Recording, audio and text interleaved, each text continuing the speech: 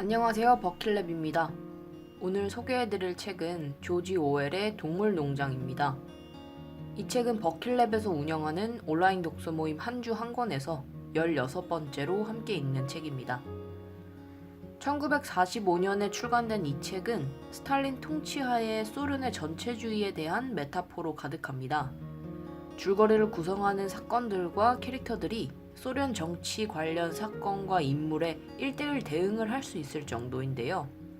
세부적인 사건과 캐릭터들이 실제 소련 상황에서 어떤 인물들을 상징하는지에 관한 자료는 많으니까 생략하고, 오늘 영상에서는 조지 오웰이 왜 이 작품을 쓰게 되었는지, 책의 1장에서 동물들을 고무시켰던 메이저 영감의 연설에서 인간들을 비판하는 이유는 무엇인지에 대해서 조금 더 중심적으로 이야기해보려 합니다. 조지 오웰은 스스로 자신의 집안을 상류 중산층의 하층이라고 표현했다고 하는데요. 이 표현에는 귀족이라는 신분은 가지고 있지만 경제적으로는 빈곤한 계층에 속한 조지 오웰 자신의 상황이 담겨 있습니다. 조지 오웰은 부모님의 오웰이 가난하긴 하지만 엘리트 교육을 받을 수 있도록 이튼 스쿨과 같은 상류층 자녀들이 다니는 학교에 재학할 수 있도록 많은 노력을 했습니다. 오웰 역시 장학생으로 뽑히는 등 높은 수준의 교육을 소화하는 듯 했죠.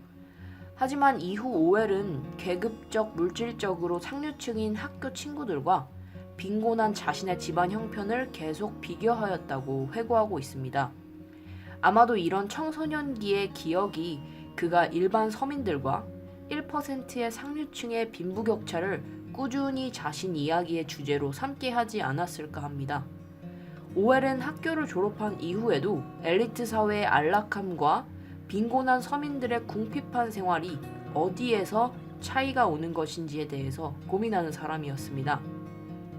대학생이라는 부르주아스러운 타이틀이 본인에게 어울리지 않는다고 판단해서 고등학교 졸업 이후에는 미얀마에서 경찰로 생활했지만 경찰 생활 역시 1%의 상류층을 위해서 M1 서민층을 감시, 억압한다는 생각에 자기 혐오로 괴로워했다고 해요.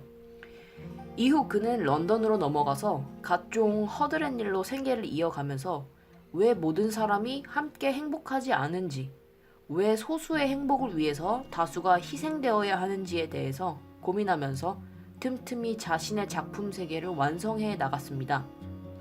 이러한 그의 고민이 잘 담겨있는 두 캐릭터가 메이저 영감과 영도자 나폴레옹입니다.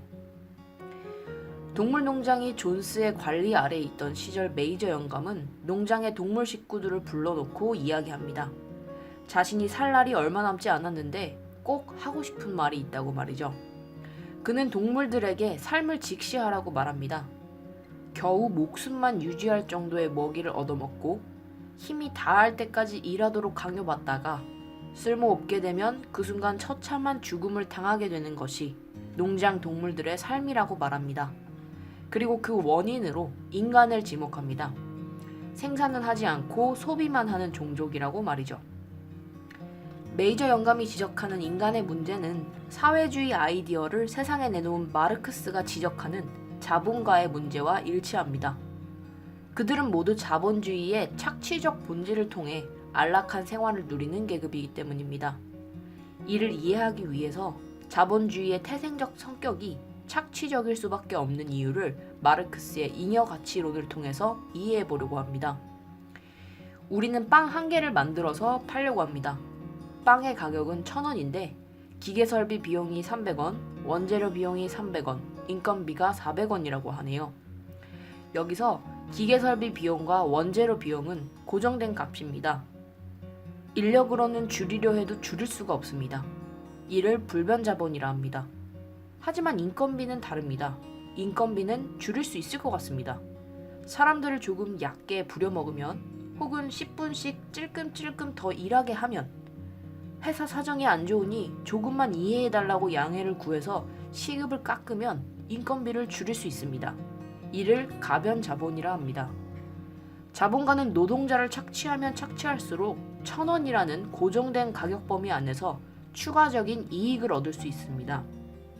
노동자의 가치가 가변적이기 때문에 노동 가치의 값에 따라 나오는 이 추가적인 이익을 잉여 가치라고 합니다. 결국 자본가와 노동자라는 임금 노동 계약 관계로 구성된 자본주의의 경제 체제에서는 돈으로 가치가 매겨진 노동력 때문에 한쪽의 희생이 필연적일 수밖에 없으며 희생당하는 쪽은 언제나 을의 위치인 노동자가 됩니다. 메이저 영감은 동물들을 착취하며 안락하게 생활하는 인간들을 비판하였습니다.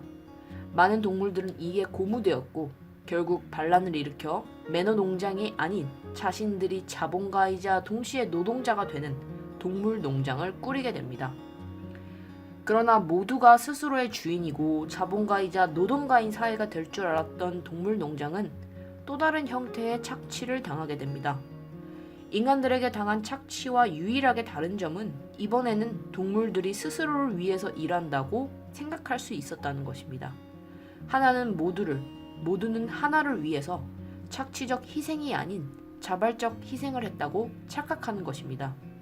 그러나 이 자발적 희생으로 생긴 잉여 가치는 모두 하나의 계급, 우두머리 돼지들에게 돌아가게 됩니다. 우두머리 돼지의 수장인 나폴레옹은 소련의 독재자 스탈린에 비유되곤 합니다. 자신의 독재를 위해 사회주의 이론을 악용하여 전체주의를 펼친 스탈린의 모습이 다수 동물의 희생으로 소수 돼지들의 욕심을 채우는 데에 이용한 나폴레옹의 모습과 비슷하기 때문인데요. 오웰이 책의 말미에 나폴레옹과 소수 관리자 돼지들이 이웃 농장 주인들과 만찬을 즐기며 카드놀이를 할 때 그들의 모습이 누가 돼지이고 누가 사람인지 구분되지 않았다고 표현한 구절이 오버랩되기도 합니다. 혼자 가면 빨리 가지만 같이 가면 멀리 간다라는 말이 있습니다. 하지만 동물 농장에서처럼 정의나 평등 같은 가치들을 핑계 삼아서 다수의 희생을 강요하는 소수의 악질들을 보고 있으면 멀리까지 갈 욕심이 없으니 혼자서 빠르게 아담하고 안락한 나만의 섬으로 고립되고 싶다는 생각이 들기도 합니다. 평등한 공동체가 어떤 과정을 거쳐서 소수의 욕심을 채우는 독재 집단으로 변하게 되는지 귀여운 동물들의 모습을 통해 보여주는 책, 조지 오웰의 동물 농장이었습니다.